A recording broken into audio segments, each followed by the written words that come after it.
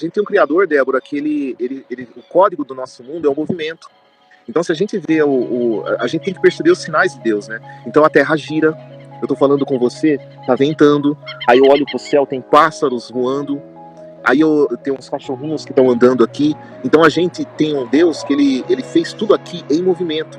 Então, quando a gente quer entrar em sintonia com Deus, a gente tem que estar em movimento, né? Então, se a gente tem um planeta que, mesmo na hora que a gente está dormindo, esse planeta está girando, mesmo quando a gente dorme, a gente está em movimento, que o planeta não para de girar. Então, quem somos Sim. nós? Se a gente teve um criador que, mesmo na hora que a gente está dormindo, ele deixa o planeta girando para avisar a gente que a gente tem que estar em movimento, quem somos nós para ficar barato?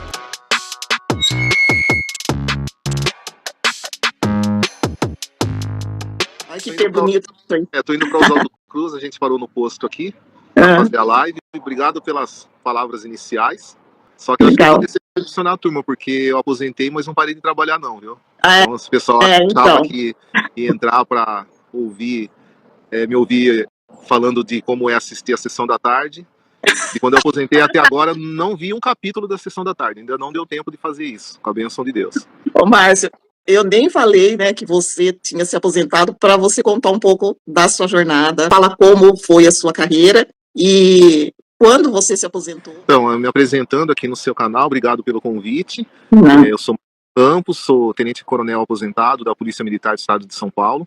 No Estado de São Paulo, o Corpo de Bombeiros ainda pertence à Polícia Militar. No restante do país, a maioria dos estados, eu creio que agora todos os estados já estão separados, mas por questões de tradição e de cultura mesmo, empresarial, no Estado de São Paulo, o Corpo de Bombeiros e a Polícia é uma coisa só. Então, alguém que trabalha no bombeiro pode ir para trabalhar na polícia e vice-versa. Quem trabalha na polícia pode trabalhar no bombeiro.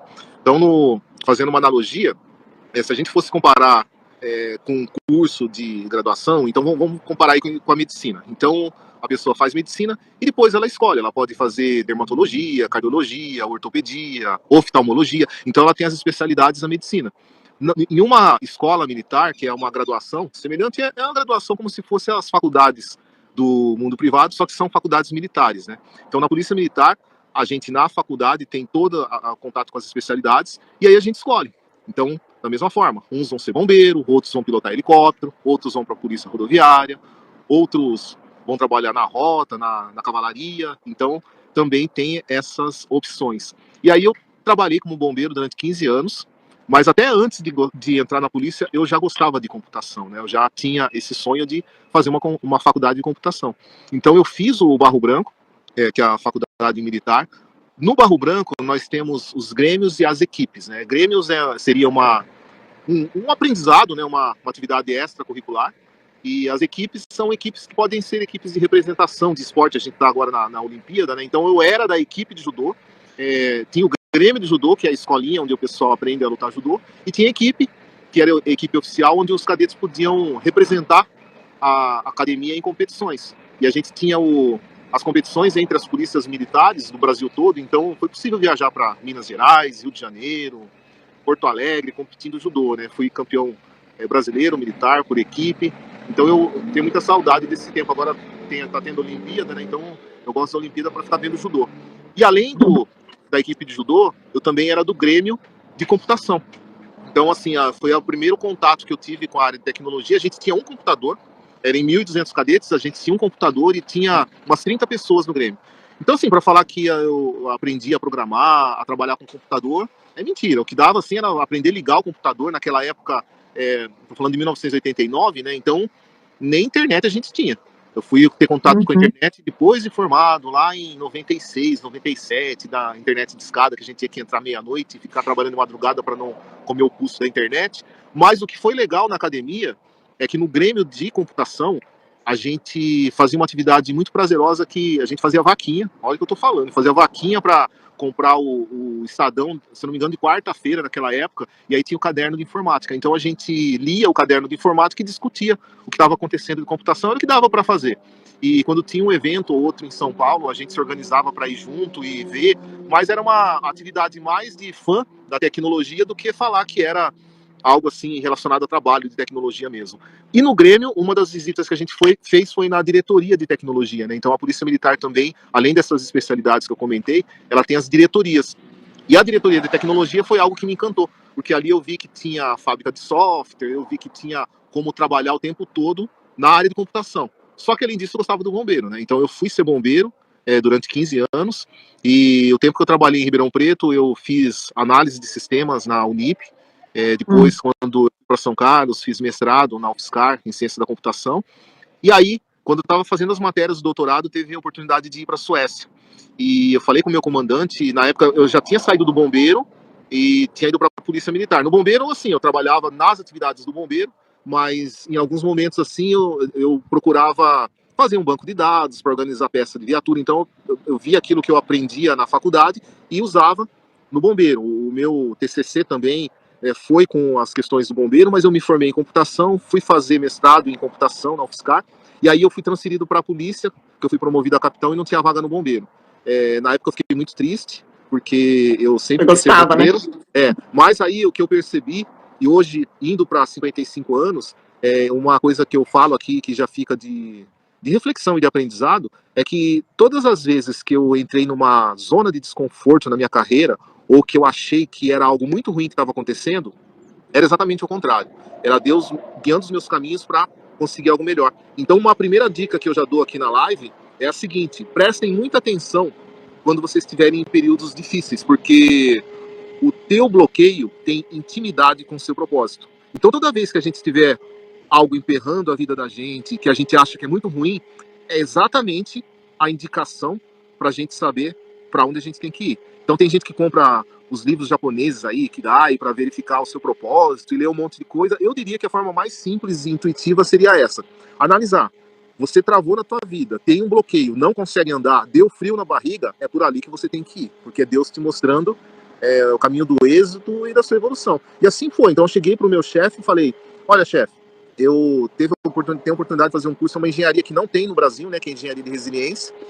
E aí ele falou assim: Márcio, eu não vou te autorizar não ir para a Suécia. Eu falei: mas por que, chefe? Assim, algum problema? Ele falou: não, se você for para lá, voltar aqui para a polícia, no interior, eu estava na época trabalhando em Rio Claro, ele falou: o que vai resolver para a polícia? Agora, se você for lá em São Paulo e conversar na diretoria e eles quiserem que você trabalhe lá, aí a gente te dá uma força. E aí, na época, o Coronel Adilson, que depois veio a ser meu chefe, era amigo de turma dele, então eu fui lá, conversei com o Coronel Adilson, e ele falou: tudo bem, então você vai para a Suécia, fica os 6 meses lá, e quando você retornar, você retorna para a diretoria de computação, que era o meu sonho de cadete.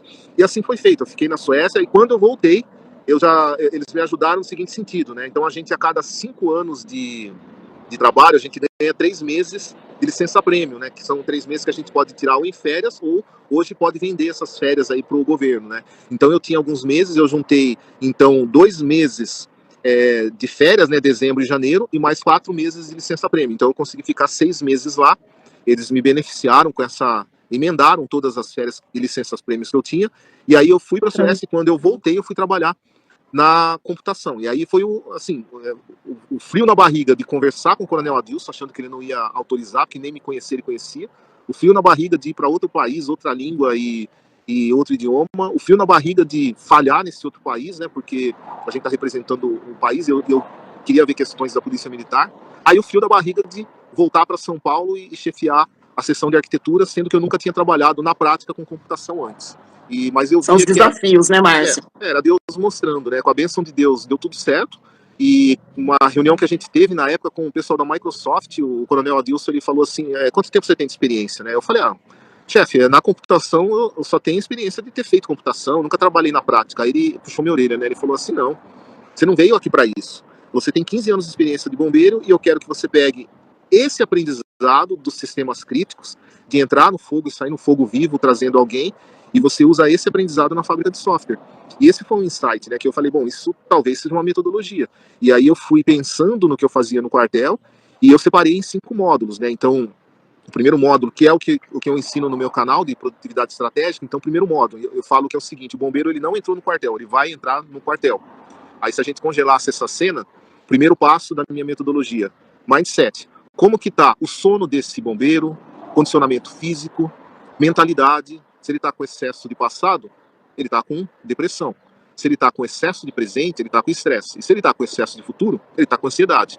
Excesso de passado, depressão, às vezes a pessoa pula num buraco tão fundo que ela não sai sozinha, precisa de apoio, precisa de psicólogo, psiquiatra, terapeuta e por aí vai. Mas eu não sou esse profissional, mas eu eu dentro dessa metodologia, eu consigo identificar profissionais que não estão legais nesse sentido e encaminhava para o tratamento e apoio profissional. Excesso de estresse eu podia ajudar mais, porque excesso de estresse é falta de sono, falta de alimentação, falta de exercício. Um bombeiro ele precisa disso, senão ele não consegue entrar e sair das ocorrências para salvar alguém. Então aí eu podia, não que eu exigia, mas eu ia falar, ó, entra numa academia, dorme melhor, para de maratonar Netflix de madrugada, se alimenta. Uma coisa que as pessoas assim, é tão simples que as pessoas não lembram, né? É claro que isso que eu vou falar agora tem que ser calculado, mas se a gente fosse ver, a cada 20 quilos de peso, a gente precisa de 1 litro de água. Então, uma pessoa com 60 quilos, ela precisa 20, 30, 40, 50, 60. Ela precisa de 3 quilos. Se ela tem 65, 3,5 kg.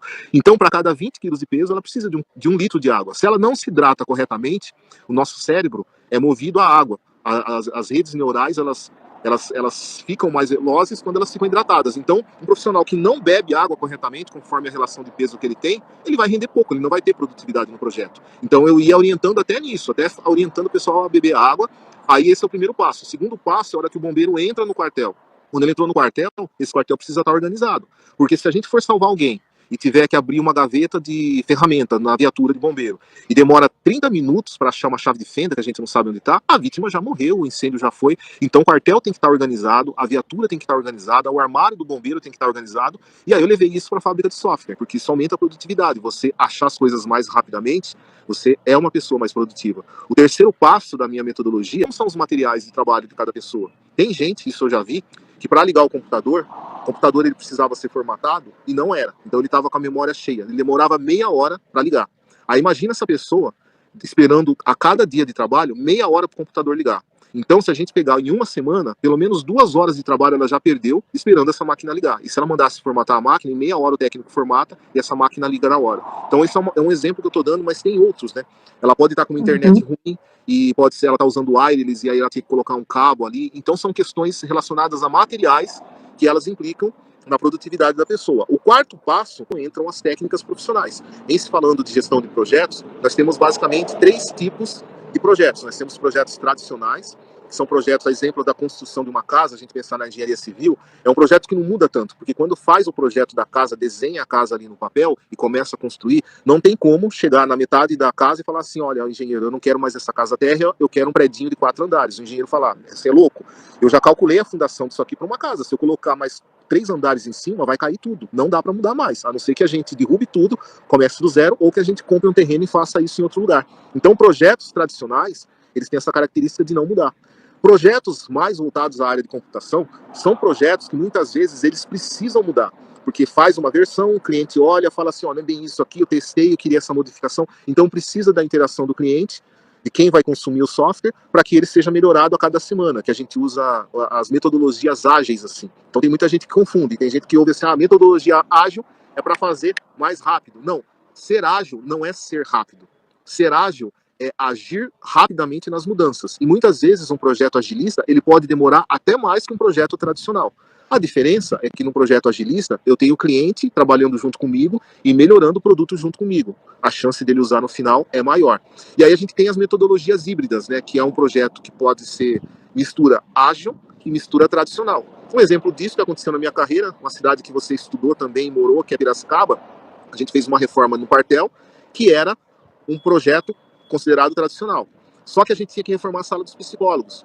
E os psicólogos vieram falar pra gente que se a sala fosse na frente do quartel, às vezes os policiais ficam constrangidos de entrar numa sala de psicólogo. Infelizmente, no Brasil, a gente tem esse preconceito até hoje de achar que quem procura um psicólogo tá louco, ou pelo contrário, é fazer um check-up da cabeça da mesma forma que a gente faz o check-up do corpo, né? E aí ele falou, não, então vamos fazer um teste e deixar o pessoal ir uma semana na sala do fundo para ver se aumenta o fluxo de policiais procurando psicólogo. A gente fez um teste, e aí a gente aumentou o fluxo em 80%. Então a gente validou essa ideia, junto com quem ia usar a sala de psicólogo, e a gente mudou. Então isso é um exemplo de usar um projeto tradicional, que era uma reforma de um quartel, e aí modificar o projeto para que as pessoas usassem melhor aquele espaço e fossem ali para a sala de psicólogo que ia no fundo. Então, e no quinto passo, que é o passo que eu falo que é o passo de aprendizagem, então depois que um projeto é entregue para o cliente, aí a gente tem um aprendizado. O que deu certo? O que deu errado? Por que isso? Porque quando a gente vai para uma ocorrência de bombeiro, toda ocorrência, quando a gente volta no quartel, a gente tem o que a gente chama de debriefing,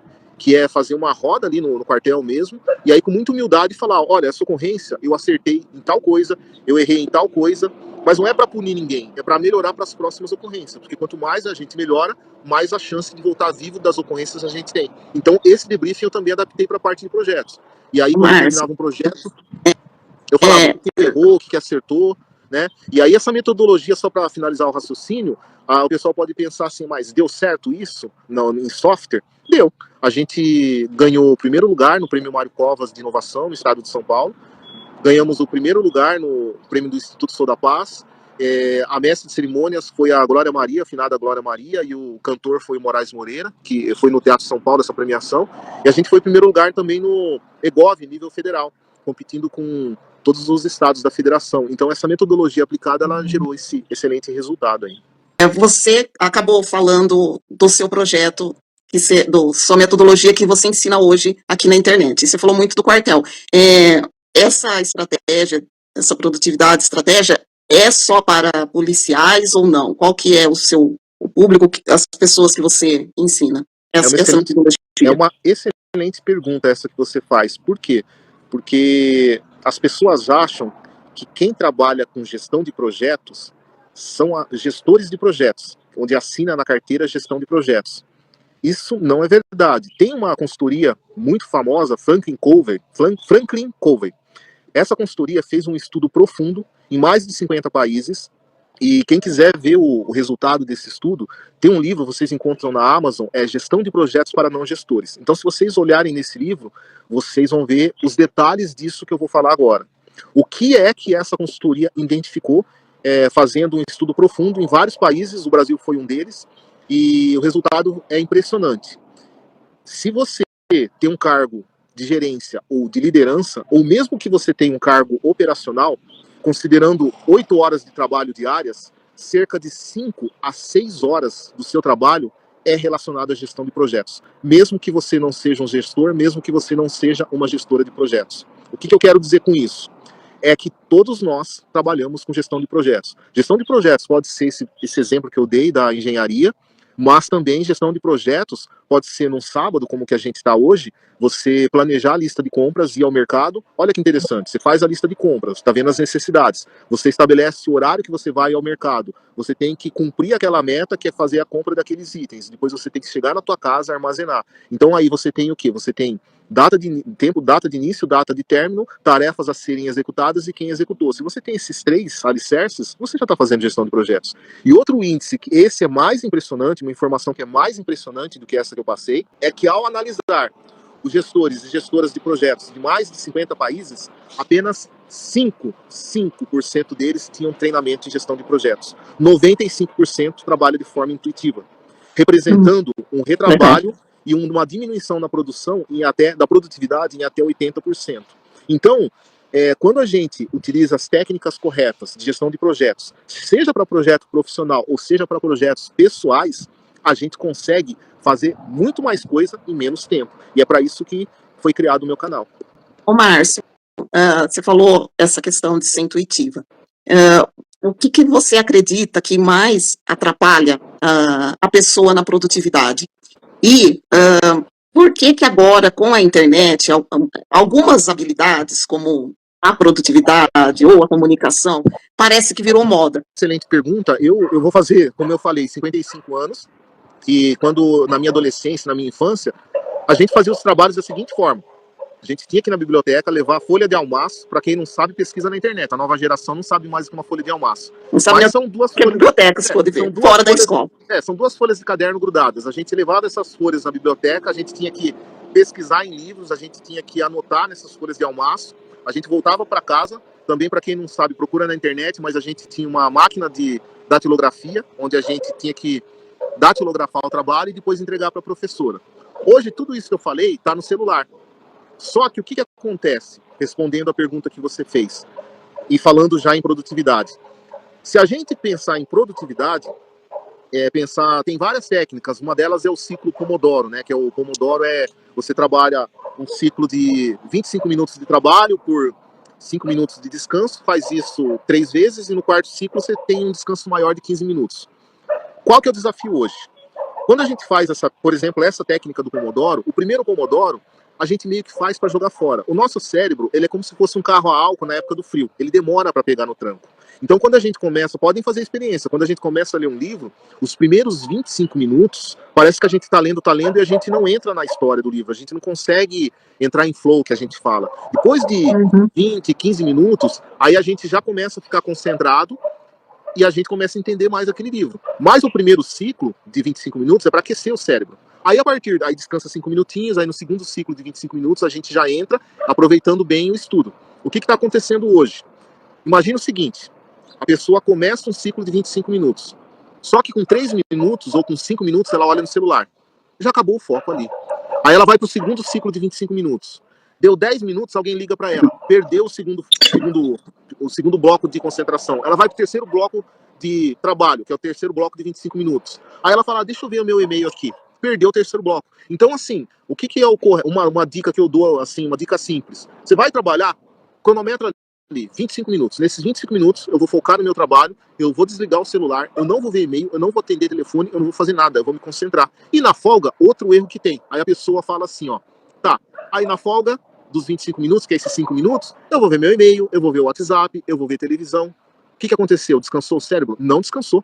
Nessa folga de 5 minutos, ela tem que tomar uma água, fazer um alongamento, deitar na horizontal, fechar os olhos e cronometrar também os 5 minutos. Então ela deita, fecha os olhos, faz uma mini meditação ali. Aí ela está descansando. A pessoa está no ambiente de trabalho, por exemplo. Quando ela está no ambiente de trabalho, ela pode, por exemplo, se ela não tem como deitar, ela pode ir tomar um copo d'água, ela pode levantar e fazer uma série de alongamentos para o pescoço, para os braços, ela já quebra a rotina do que ela está fazendo. E isso também é descanso. O que ela não pode, no tempo de descanso, é ficar usando o cérebro, porque se eu estou vendo o WhatsApp, respondendo as pessoas, usando e-mail, é como se eu estivesse forçando um motor a 200 por hora sem esse motor descansar. Então a produtividade vai fazendo assim, ó.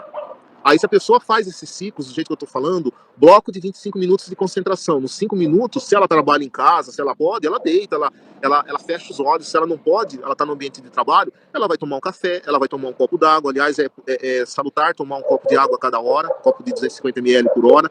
Então aí ela toma água, ela faz os alongamentos e aí ela volta energizada pro próximo bloco de trabalho.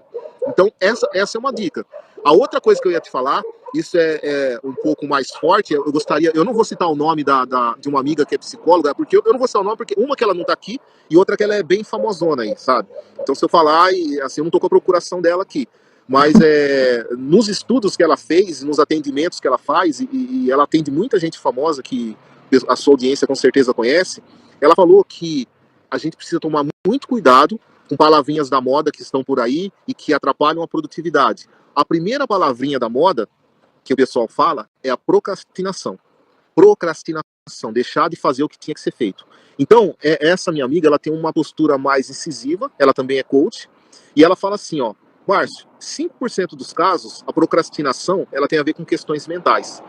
Em 95% dos casos, eu chamo o vagabundo nível 1. O que é o vagabundo nível 1?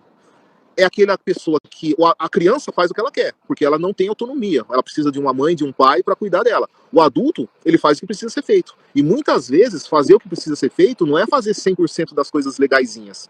A gente tá vendo uma Olimpíada aí. A gente tá vendo a parte bonita, que é ver o atleta subindo no pódio, né? Mas vocês viram a Bia, assim, falando do judô? Eu comentei a luta isso. dela, assim, eu fiquei emocionado. Mas vocês viram a entrevista do marido da Bia? O marido da Bia, quando entrevistou o marido dela, ele também é esportista, ele é atleta profissional de basquete, ele falou da seguinte forma, eu não vejo a hora que a minha esposa volta pro Brasil, porque ela tem que fazer 6 cirurgias. E aí ela tá fazendo aquilo lá, ela ganhou essa medalha no coração, porque no corpo ela não ia ganhar. Ela tá com quadril, ela tem 26 anos e ela tá com quadril de uma pessoa de 60 anos. E quem falou isso foi o nosso médico, ele falou isso. Então, até esses atletas que a gente vê em cima do alta palco, performance, né, todo mundo chorando, achando bonito, não sabe que essa turma passa. Depois, se vocês quiserem ver, tem o Usain Bolt, isso tá na internet, isso aí vocês podem ver. Tem um vídeo bem famoso dele, o pai dele é o treinador dele. É um vídeo, ele já aposentou, né, mas na Olimpíada passada, ele dava os tiros e tinha um balde. Ele vomitava no balde e ele chorava de dor, porque doía o estômago, então ele vomitava no balde, e o pai dele, que era o treinador, amanhã é dia dos pais, o pai dele chorava do lado, de dó de ver o filho vomitando e doendo de tanta dor, ele vomitava de dor. Aí o pai dele enxugava as lágrimas e falou assim, filho, mais um tiro e mais um vômito, porque a gente tem que ganhar a medalha de ouro. E aí ele corria de novo, e vomitava de novo, o pai dele chorava, mais um tiro, mais um vômito. Então, o que eu quero dizer com isso? Eu quero dizer que nós somos adultos e muitas vezes para conseguir o objetivo nosso, tem coisas do nosso trabalho que vão ser legais e tem coisas que vão ser chatas. E é assim mesmo, porque para atingir uma evolução, nem tudo que a gente faz é legal. Vocês estão vendo aqui atrás um IP bem bonitão aqui, ó, ele tá florido. Mas se a gente pegasse a sementinha antes dela virar árvore e pudesse perguntar para ela quando ela estivesse ali enterrada, provavelmente ela ia falar assim: nossa, tá tão escuro aqui, nossa, não tô vendo nada. Aí vira uma plantinha, aí ia falar: bom, a plantinha agora eu tô vendo alguma coisa, bom, agora tá vindo uns pássaros, agora eu virei essa árvore florida. Mas ela também teve que sofrer para chegar nisso, né? Então, esse é o primeiro nível.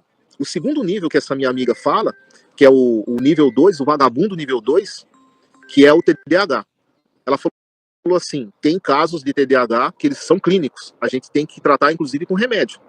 No caso dela, em 80% dos casos, o que é o TDAH? É o celular, é o viciado no celular.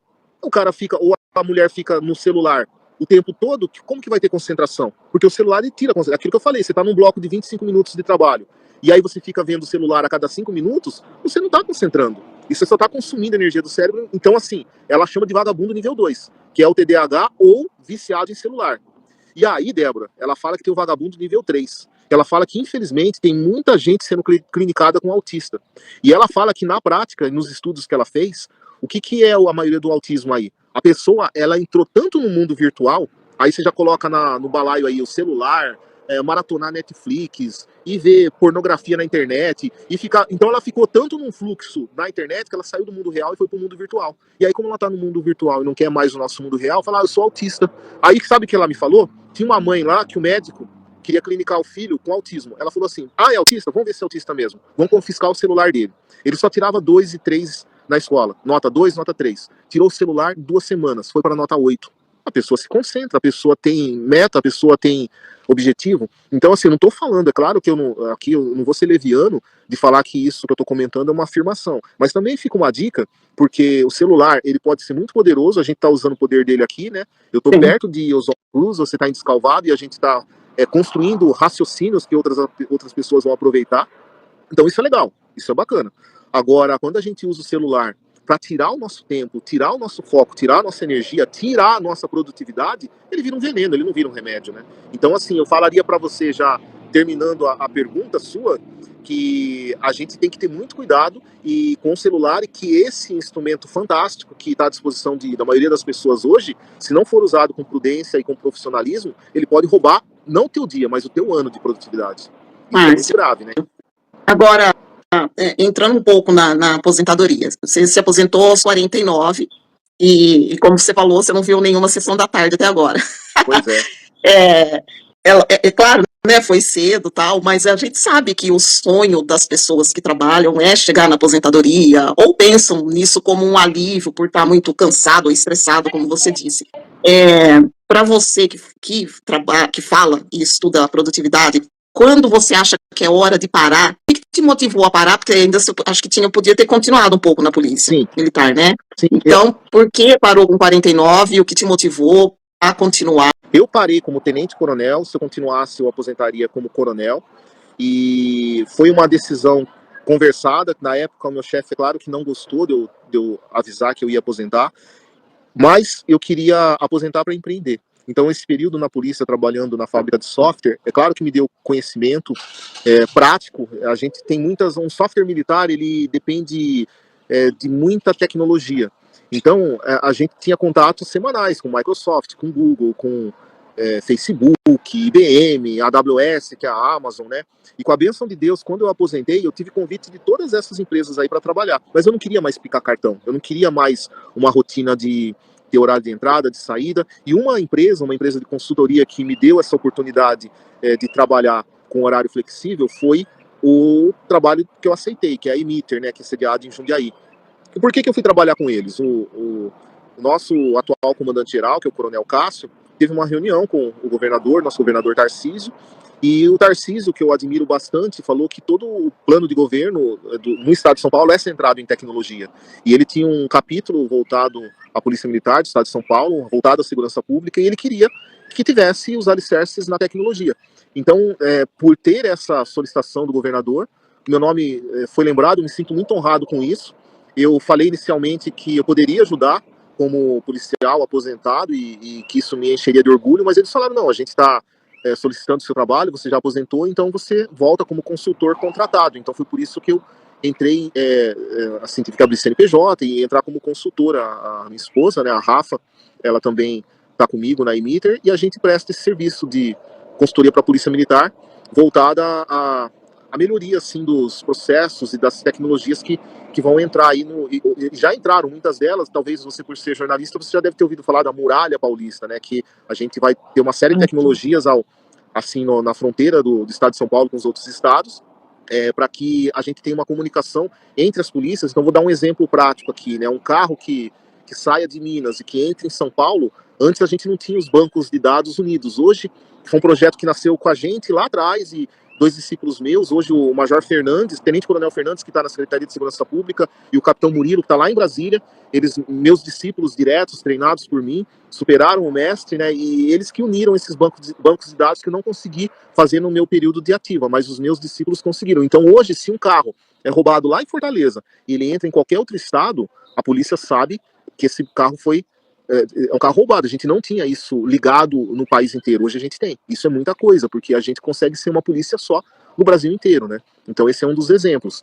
E aí eu aposentei porque eu queria empreender, né? Porque tinha esse sonho, assim, de ter o meu negócio, né? Então foi essa vontade. Eu tenho amigos de turma que estão na polícia até hoje. Eu estou indo para o meu 5º ano de aposentadoria, eles vão aposentar provavelmente o ano que vem, mas foi até bom, porque na época eu falei para o meu chefe o seguinte: se eu sair e fizer esse vínculo com a iniciativa privada, com a comunidade acadêmica, então os meus amigos de turma que ficam na polícia, eles podem se dedicar às tecnologias da polícia, e eu, esse olhar de fora, porque eles não vão ter tempo de fazer isso. Falo, Débora, que a gente tem os colegas de turma, os amigos de turma e os irmãos de turma. Então, com a bênção de Deus, os meus irmãos de turma são coronéis e são muito amigos. Então, é como se eu estivesse trabalhando na polícia, né? Só que do lado de fora, sendo esse braço de consultoria. E uma ressalva que eu queria falar, que, assim, eu gosto de comentar, você não falou isso aqui porque você é minha irmã, né? Mas toda vez que eu falo que eu aposentei com 49, eu ouço assim, ó, nossa, se aposentou tão jovem. Então, eu queria falar para vocês de uma outra coisa que eu não. Isso que eu vou falar agora eu não tenho orgulho, mas é o que é. Nós temos uma profissão muito perigosa, uma profissão que a gente, toda vez que vai pro quartel de manhã e fala tchau para a família, a gente não sabe se vai voltar a ver a família. Porque a gente arrisca a vida diariamente para salvar o próximo. Então, esse aposentar cedo que tem não é que aposenta cedo, é que os 5 anos de faculdade que eu fiz, eles contam como tempo de trabalho. Então, eu trabalhei 25 mais 5 deu 30. Mas olha que coisa, por que conta como trabalho? Porque às vezes as pessoas não sabem e criticam isso. Eu tô lá, cadete, fazendo um estágio no Sambódromo. Você acha que eu tô fardado igual os outros policiais? Você acha que o bandido, ele vai ler assim, ó, estagiário, e não vai me dar um tiro? Ele olha que ele fala, todo mundo aqui é polícia. Então a gente, desde a época de graduação, da época de faculdade, a gente tá correndo risco de vida. Então isso aí é contado como tempo de trabalho. E uma outra coisa, assim, isso eu não tenho orgulho de falar, mas é a nossa profissão, é um sacerdócio e é o que é. Débora, lá em 89, quando eu tava no primeiro ano da academia, se você perguntasse quantos amigos eu perdi, eu sabia contar. No último ano da academia, se você perguntasse quantos amigos eu perdi, eu conseguia contar, mas tinha que ser com as 2 mãos. No meio da carreira, quando eu era capitão, se você perguntasse assim, Márcio, quantos amigos você perdeu? Eu já não sabia contar mais, porque uma hora eu parei de contar. E se você perguntar agora, assim, eu indo para 55 anos, quantos amigos eu perdi? Eu falo para você que eu apenas rezo para a continuidade espiritual dele, porque se eu for contar, eu não consigo mais. Então, quando as pessoas olham esse outro lado, então eu falo, Débora, não deveria ser assim, mas aposentar cedo o militar é um prêmio que a gente ganha por chegar vivo até o final da carreira, porque infelizmente muitos não conseguem. Tem amigos que frequentavam aí a nossa casa e que você conhece, que dormiam, iam em churrasco no final de semana. Cadê o Roman? Tá lá no céu. Cadê o Idílio Klein? Tá lá no céu. E aí, se eu for continuar os caras que iam em casa, que não estão mais aqui, eu nem continuo a live, então eu começo a chorar aqui. Mas eu cheguei. Então eu também penso assim que uma motivação que eu tenho que ter na minha aposentadoria é honrar esses irmãos que se foram, que não estão mais aqui, mas eu tô por eles, eu vou representá-los enquanto eu estiver vivo, né? Então isso também é uma motivação que eu tenho. A carreira militar tem muito mérito, né? Assim, as pessoas reconhecem de fato, mas também é uma jornada muito difícil. Em nenhum momento você, por essa trajetória difícil, eu até me lembro de uma época, não me recordo agora quantos anos atrás, acho que foi antes da pandemia, que começaram a matar muitos policiais, assim, né? E eu lembro do desespero da mãe de pensar em você, que você já estava em São Paulo. Então, assim, mais próximo, a gente sabe de todas as dificuldades desde quando você era cadete. Você nunca pensou em parar, quando chegou a aposentar e falar, não quero mais nada? Porque geralmente as pessoas aposentam, muitas continuam, até falei isso, continuam e por não se planejar, acaba continuando a trabalhar e fazendo da aposentadoria, do que ganha da aposentadoria, uma renda extra. Então ela continua e tem uma renda a mais, né? E que o intuito da aposentadoria não é esse. Então, você que se aposentou cedo e financeiramente bem, nunca não chegou a pensar em só gozar dessa fase da sua vida e não trabalhar mais? Débora, você é uma excelente jornalista com excelentes perguntas, né? Mas isso que eu vou porque agora... o senso comum pensa nisso, né? Não vejo a hora de aposentar, não vejo a hora de aposentar. E aí? E geralmente não conseguem gozar dessa fase da vida. Aí, assim, a resposta que eu te dou agora é uma resposta pessoal e é uma resposta ligada à religião e ligada ao que eu acredito. Se a gente... que volta aquilo que eu falei no começo. Os nossos bloqueios estão intimamente ligados ao nosso propósito. E quando... o que é propósito? Assim, para mim, o que é propósito hoje? Os mentores que eu tenho, o aprendizado que eu tenho. Propósito nada mais é do que dons, mas não que Deus te deu. São dons que Deus te emprestou, que é a parábola dos talentos. Então, se a gente lê a parábola dos talentos, em uma boa tradução do hebraico, e infelizmente, às vezes as traduções não são boas, mas se você pegar a King James, 1622, lá é uma excelente tradução, então você vai ver que os talentos, eles não são dados às pessoas, eles são emprestados por Deus. Então você tem o seu dom de ser jornalista, eu tive um dom emprestado por Deus de ser bombeiro para salvar o próximo, hoje eu tenho um dom emprestado por Deus de ser consultor, mas quando esses dons, a gente vê esses dons, e aí tem um equívoco de achar que o dom foi me dado para eu ficar rico. Não. O dom foi dado para a gente tornar esse mundo melhor fazendo o que a gente ama fazer. E o que a gente ama fazer está relacionado ao nosso dom. E aí o dinheiro é consequência disso. Porque se você faz algo que você ama fazer e você ajuda o próximo com isso, a grana é consequência. A grana é a retribuição que Deus também vai mandar. Então, é algo assim, como eu disse, uma reflexão mais pessoal, mas quando as pessoas... E assim, Débora, eu tenho amigos, assim, é claro que eu também não vou citar nome, mas eu tenho amigos que falaram, eu não vejo a hora de parar, igual eu brinquei, né, com você, mas tem quem fala, eu não vejo a hora de parar para ficar vendo Sessão da Tarde. Isso é falta de propósito. Porque quando você tem um propósito e a consciência de saber que Deus foi quem emprestou os dons que nós temos e que nós temos que transbordar esse dom para melhorar a vida do próximo e para salvar mais almas para o céu, aí a gente não pensa em parar de trabalhar, não. A gente pensa em mais. E uma outra coisa que eu falo que também é pessoal. Deus é como se fosse uma fonte de água jorrando em cada um de nós. E nós somos como se fossem baldes. E Deus, ele não vai aumentar a profundidade do balde. Tipo, se o seu balde cabe 1 litro d'água, ele não vai aumentar para que caiba 5 litros d'água. Ele vai aumentar a potência de água que cai no balde. Esse balde vai transbordar mais rápido e ele vai vazar a água para outros baldes que estão vazios, que são outras pessoas. Então, se você tem esse mindset e fala para Deus assim, ó, me transforma numa ferramenta à sua disposição e pode mandar água aqui que eu vou transbordar para o próximo, a gente está fazendo isso nesse momento, Deus começa a mandar água numa quantidade imensa. Porque ele sabe, esse balde, ele transborda para outros baldes que estão vazios, esse balde ajuda outros baldes que estão vazios, esses outros baldes ajudam outros baldes que estão vazios, e a gente vai formando uma legião de pessoas com baldes cheios e pessoas do bem. Se a gente tem essa consciência, Débora, a gente se incomoda na hora de dormir. A gente não vê a hora de acordar no outro dia de manhã para inundar esses baldes, transbordar esses baldes e ser uma ferramenta à disposição de Deus. Quando isso acontece na nossa vida, a gente não quer parar nunca mais. Só no dia que sair daqui e for para perto dele, para ele falar o seguinte, o que está na parábola dos talentos. Servo bom e fiel, você cumpriu com os dons que eu te emprestei. Então é isso que me move. É isso que me move hoje.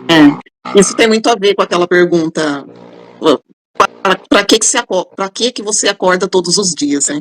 E e que não seja para esperar sexta-feira chegar.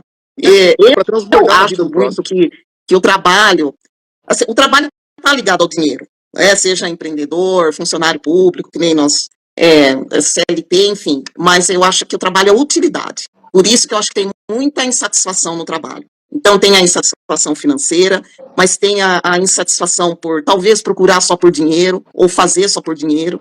E eu acho que, em primeiro lugar, você tem que se sentir útil, porque se você se sentir útil, né, você vai estar satisfeito, e como você disse, as consequências é dinheiro, é uma produtividade, é se sentir produtivo, se sentir bem com o que você está fazendo. Márcio, agora, voltando só, não sei nem quanto tempo que está aqui, que o bate-papo está gostoso, e se você também está na estrada aí, mas voltando um pouco para a audiência do programa, muitos são aspirantes a empreendedor, estão querendo começar essa jornada, ou estão querendo escalar e vir para a internet, outros já são empreendedores. E isso essa reflexão que você fez antes tem a ver com uma entrevistada minha, que é uma mentora de psicofinanças que veio semana passada. E ela falou que o empreender não pode ser por dinheiro, né? Quando ela refletiu sobre prosperidade. Que dica de produtividade você deixa para a audiência aqui da vitrine com relação a isso, porque eu percebo que as pessoas correm muito, principalmente os que estão fazendo transição. Ainda estão na CLT, né? Ainda estão nisso e usa parte do tempo livre para empreender. Então, parece que tem muita pressa, e pressa não tem nada a ver com produtividade. Né? Então, eu queria saber o conselho que você deixa para o pessoal. O conselho é o seguinte: a gente tem que fazer as coisas, como você disse, com calma e com estratégia. Então, no meu canal, eu tenho conteúdo lá que fala sobre transição. Mas uma dica que eu dou para as pessoas é que a gente, em pensando em transição de carreira ou pensando em empreender, a gente não pode fazer isso do dia para a noite. Um exemplo de uma estratégia, claro que tem outras, mas uma estratégia inicial que a gente tem que eu costumo falar para a minha audiência, para o pessoal que me segue, é o seguinte: quando a gente trabalha, por exemplo, no CLT, a gente trabalha as 40 horas semanais, e assim, você até, uma das suas falas foi isso, né? A pessoa às vezes fala, não vejo a hora da sexta-feira chegar. Mas olha que interessante, das 8 da manhã da segunda até as 5 da tarde da sexta, você trabalhou 40 horas semanais para alguém. É claro que no começo, você tem que usar o final de semana ou parte dele para trabalhar, pelo menos que seja umas 4 horas para você. Você tem energia para trabalhar 40 horas para outra pessoa e não tem energia para trabalhar 4 horas para você. Então, assim, não precisa virar noite, mas assim, chegou em casa, bloqueia meia hora à noite para ler um livro de empreendedorismo, do assunto que você gosta. 15 minutos, não tem meia hora, 15 minutos, não tem 15, tem 10. Mas começa a plantar essa sementinha. Começa a bloquear a agenda no sábado, umas 2 horas, a se aperfeiçoar, né? E aí o que vai acontecendo, que eu vejo assim com a galera da minha audiência? Você vai ver que no começo, o que a gente ganha na CLT ou no trabalho assalariado, o dinheiro é mais do que atividade de empreendedorismo. À medida que vai essa sementinha do empreendedorismo, esses 10 minutos diários, essa dedicação aos livros, aos estudos, no começo à noite, no começo ao final de semana, à medida que isso vai evoluindo, a grana vai aumentando e chega um dia que a grana empata. Você começa a ganhar a mesma coisa no CLT e a mesma coisa no empreendedorismo. Esse é o primeiro sinal para começar a deixar o CLT e ir para o empreendedorismo, porque o salário já equiparou. É claro que tem que ter pé no chão, é claro que não tem que ir fazendo um monte de conta, é claro que tem que ter o custo de vida um pouco abaixo, porque tem que, no começo, criar a reserva financeira da empresa, que geralmente são de 3 a 6 meses de reserva financeira. Se a empresa parar, ela conseguiria rodar mais de 3 a 6 meses, mas tudo isso é com calma.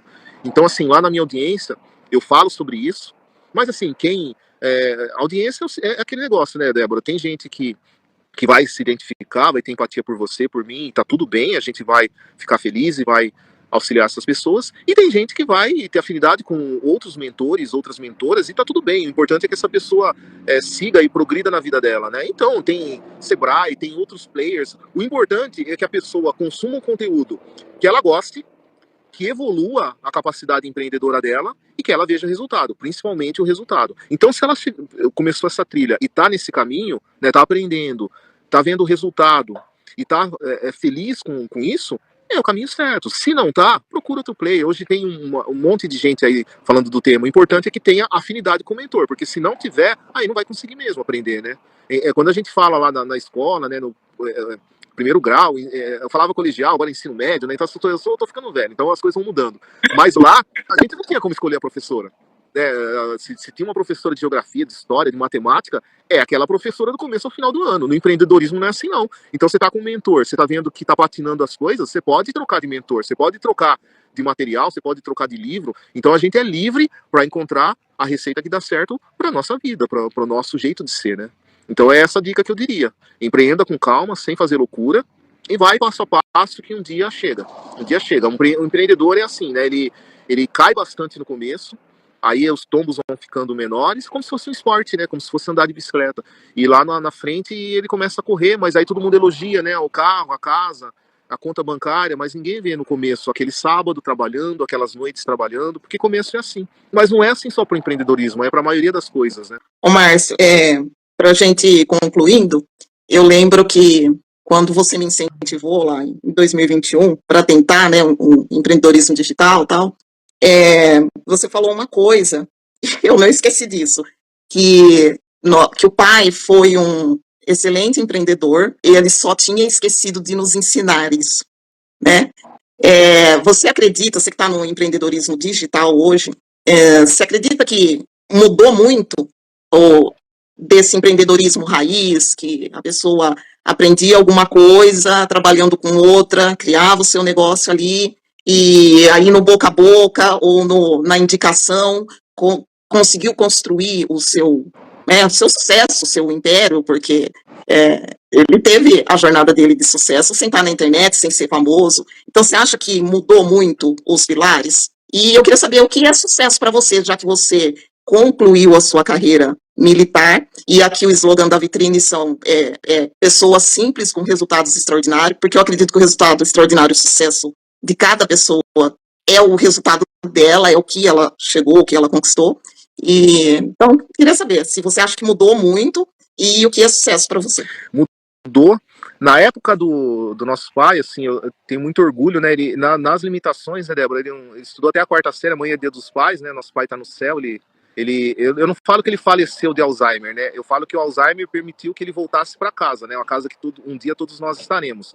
Então ele voltou para casa, a casa de fato, né? E a gente um dia volta aí a vê-lo espiritualmente, né? Não pessoalmente, né? Mas eu falo, Débora, que quando o pai era vivo, eu senti o pai quando eu estava perto, né? Eu sentia assim o pai quando eu estava lá, ia descalvado, conversava com ele.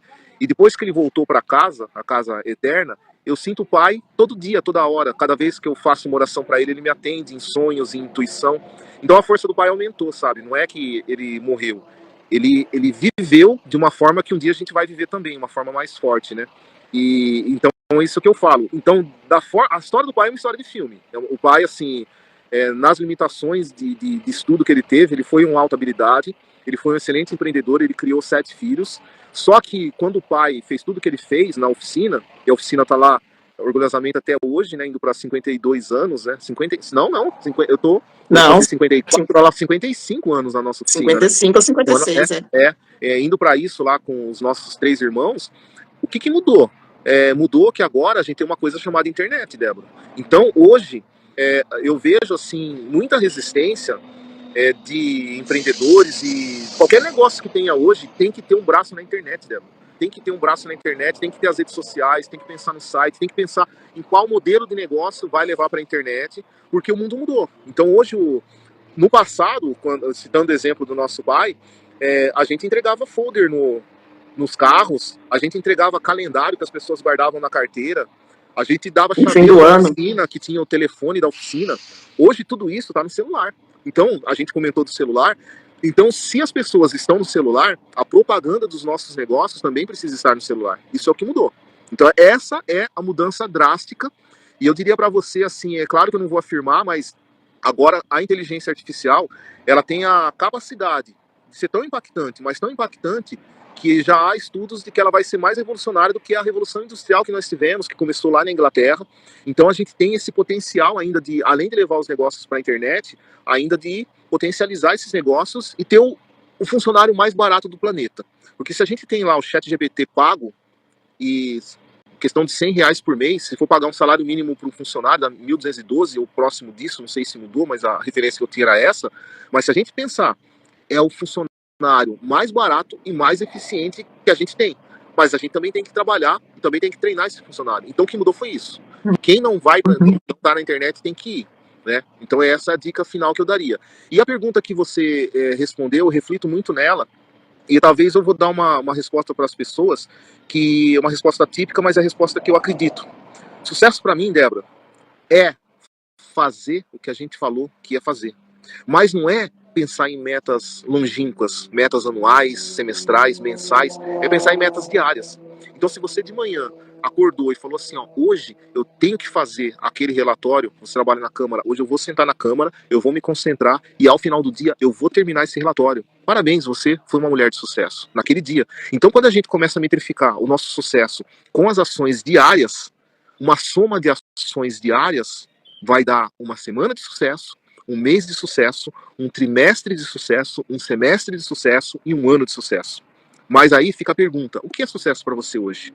E aí, já finalizando, eu vou deixar uma dica para as pessoas que eu estou usando e que tem sido muito boa para mim. A gente tem que metrificar o que a gente faz, porque o que não é medido não pode ser melhorado. Eu vou repetir, se você não mede, você não consegue melhorar.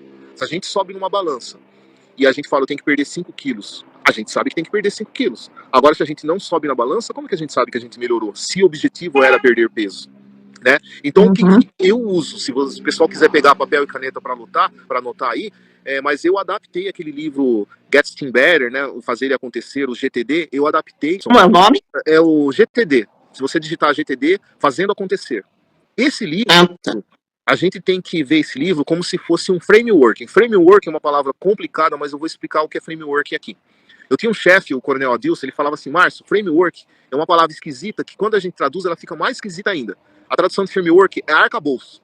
Mas ele falava assim, vamos mudar essa tradução. O que é o arcabouço? O que é um framework? Use e adapte para a sua realidade. Então, esse livro, Fazendo Acontecer, você tem que ler e adaptar para a sua realidade. Não é para usar na íntegra o que tem lá. Ele é um framework. E aí você usa, vê o que dá certo para você e segue o jogo. E o que deu certo desse livro para mim? Eu divido meu dia em 9 tarefas. 3 tarefas são a técnica do semáforo. 3 tarefas são verdes. 3 tarefas são amarelas e 3 tarefas são vermelhas. Vermelho é a cor do perigo. O bombeiro tem a viatura vermelha. Então, eu tenho que começar pelas 3 tarefas vermelhas. Essas tarefas vermelhas, Débora, são tarefas ligadas às questões pessoais. Então, eu vou falar para você as minhas 3 tarefas vermelhas de hoje. Uma tarefa vermelha é o meu alongamento completo. Eu tenho que acordar de manhã, isso demora 2 minutos, às vezes 5 minutos. Mas eu faço alongamento da cabeça aos pés para que eu tenha um corpo desperto e que consiga fazer as outras atividades. Eu fiz o meu alongamento, isso é meta de sucesso. Então, a segunda meta de sucesso é fazer os exercícios de musculação e não precisa ir para uma academia. Às vezes você não está com tempo e pode ser ali 10 flexões, 5 barras e 10 abdominais, que seja isso. Mas quando eu cumpro as minhas metas de força, eu cumpri minha segunda meta vermelha. E a minha terceira meta vermelha é uma meta de resistência, assim, que pode ser uma caminhada, pode ser uma corrida leve, mas essas são minhas metas, as metas pessoais, e se eu não pensar primeiro em mim, não é um pensamento egoísta, mas se eu não pensar em mim, eu não consigo ajudar as outras pessoas, primeiro eu tenho que me ajudar. A gente, infelizmente, teve esse acidente trágico aí do avião, né, mas, assim, infelizmente, uma situação trágica aí, né, esse avião que caiu. Mas quando a gente vai para um voo, o que tem as instruções lá dos comissários de bordo, o que eles falam? Quando cair a máscara de oxigênio, primeiro você coloca em você e respira, depois você vai ajudar as outras pessoas. Porque se você não estiver respirando, você não consegue ajudar ninguém. Então, não é um pensamento egoísta, é um pensamento altruísta. Para eu ajudar o próximo, eu tenho que estar bem. E eu começo com as minhas metas vermelhas. Aí eu tenho 3 metas amarelas. Essas 3 metas amarelas são ligadas ao empreendedorismo.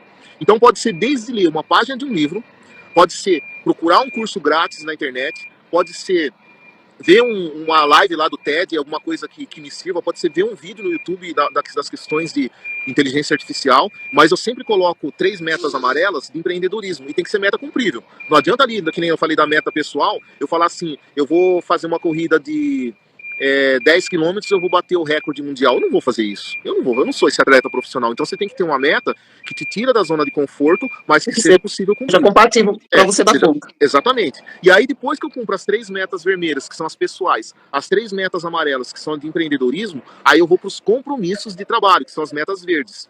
É claro que durante o dia eu não vou fazer só 3 compromissos de trabalho. É claro que durante o dia eu não vou fazer 3 compromissos de empreendedorismo e eu não vou fazer só 3 metas pessoais. Mas se eu fizer essas 9, meu dia foi de sucesso. Aí eu vou pro complemento. Entendeu? Então é a fórmula que eu uso e que tem dado certo para mim. Então, assim, o que eu falo para quem estiver ouvindo a gente, para sua audiência, ouça o que eu falei. Fica a dica de ler o livro Fazendo Acontecer aí, o GTD. Se digitar GTD na internet, vocês já vão ver a capinha do livro azul. E aí adapta para o seu estilo de vida, né? 9 metas para mim não tá dando. Tudo bem, coloca 3, coloca uma meta pessoal. Minha meta pessoal, eu moro num prédio, a minha meta pessoal, toda vez aqui essa semana eu vou subir e descer pela escada, eu não vou pegar o elevador. Tudo já tá valendo. A minha meta pessoal, a minha meta de empreendedorismo, eu tô com pouco tempo, eu vou pegar 10 minutinhos e eu vou fazer um curso no Sebrae, ou eu vou ver algum conteúdo do Márcio, da Débora, eu vou procurar um livro, eu vou na biblioteca, se vira, mas faça a sua meta de empreendedorismo, mesmo que for CLT. E aí a sua meta de compromisso tá ligada ao trabalho. Pode ser, começa com uma. Então, assim, quem achar que 9 é muita, começa com uma. Uma vermelha, uma amarela, uma verde.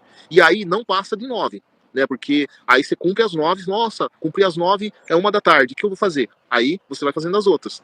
E uma outra dica que eu dou, que eu uso desse livro, uma coisa, Débora, que consome a cabeça das pessoas, às vezes você tem um insight, aí você quer fazer na hora, você tem um insight.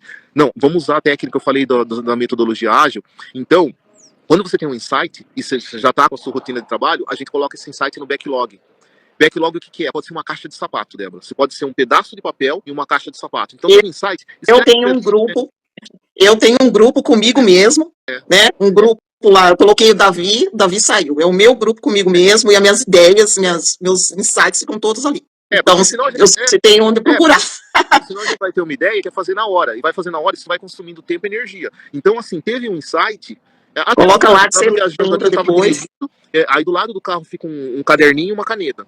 Aí eu tenho um insight, eu paro no post, escrevo um insight e tiro ele da minha cabeça. Minha cabeça fica desocupada. Porque eu sei que quando eu cumprir as metas diárias, eu vou no backlog, que pode ser o grupo de WhatsApp consigo mesmo, pode ser para os sinestésicos aí, os post-it, pode ser você mandar um e-mail para você mesmo, pode ser um bloco de notas que as pessoas façam, é o que funciona para você. Pode ser post-it na parede, aí cumpriu as minhas tarefas diárias. Aí vai no seu backlog, que a gente no Scrum, nas metodologias ágeis, a gente chama isso de backlog. Então eu vou lá no backlog, escolho a tarefa que eu vou fazer e trago a tarefa e faço a tarefa. Então é isso aí. Mas resumindo, sucesso é você falar o que falou que ia fazer e aí metrificar isso diariamente.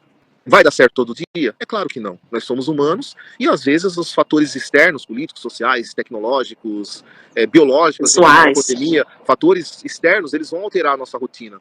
Mas, o que eu falo nas minhas aulas também nas escolas militares, gestão de projetos é trilha de estrada de fazenda, não é trilho de trem. A nossa avó, Nercinha, ela falava que ela arrumava o relógio quando o apito do trem tocava. Porque trilho de trem, ele tem hora de saída, ele tem hora de chegada. O projeto não é assim. É uma trilha de estrada de fazenda. Então você tá do lado direito. Tem um buraco aqui, você vai pro meio. Cai um galho, você vai pra esquerda. Tem hora que cai no buraco. Tem hora que cai no buraco, mas é trilha de estrada de fazenda. Vai dar certo o tempo todo? Não. Os melhores gestores de projeto do planeta, eles falam que eles atingem 80% do que eles planejaram. Os melhores do planeta. Então, é normal e faz parte da vida a gente ter que reajustar a rota. Então, é a resiliência, né? Vida que segue. Não tem que sofrer. Deu errado, o que eu faço? Remaneja a rota e segue em frente. Muito legal, Márcio. Bacana. E, aqui é um papo, né? A gente tá tendo um papo leve, falando de empreendedorismo, de aposentadoria, né? Mas aí quem quiser continuar o papo, mandar direct, seguir o meu canal, né? Produtividade estratégica. Então serão faz uns posts lá pra pessoa como planejar a aposentadoria. Porque o nosso papo andou e não deu para falar muito isso. Mas basicamente aquilo que eu acho que o resumo da aposentadoria é pensar no propósito que foi prestado por Deus, né? E aí você não desanima, você quer continuar porque você sabe que o dom não é seu, né? Se o dom não é seu, é de Deus, tem que trabalhar por ele. Né? Fazendo o que gosta, né? Fazendo o que gosta. Muito legal. Legal porque você mostrou também que no que você contou, uma frase que você falou, né? Que para a gente chegar onde quer, fazer o que gosta. Às vezes, no caminho tem muito espinho, né, Márcio? Tem muito espinho, tem as dificuldades, porque as pessoas só olham para o resultado da gente, só olham para o salário, né, para onde a gente está hoje, e não vê toda a trajetória, desde lá até de antes de uma faculdade, de tudo que a gente fez para chegar onde está, né? Obrigado, valeu o papo. E aí, adorei, você veio, muito legal, sabia que você ia fazer aí, deixar vários conselhos, deixar uma mensagem boa, bacana. Tá joia, então. Bom fim de semana, obrigada. Fica com Deus, tchau.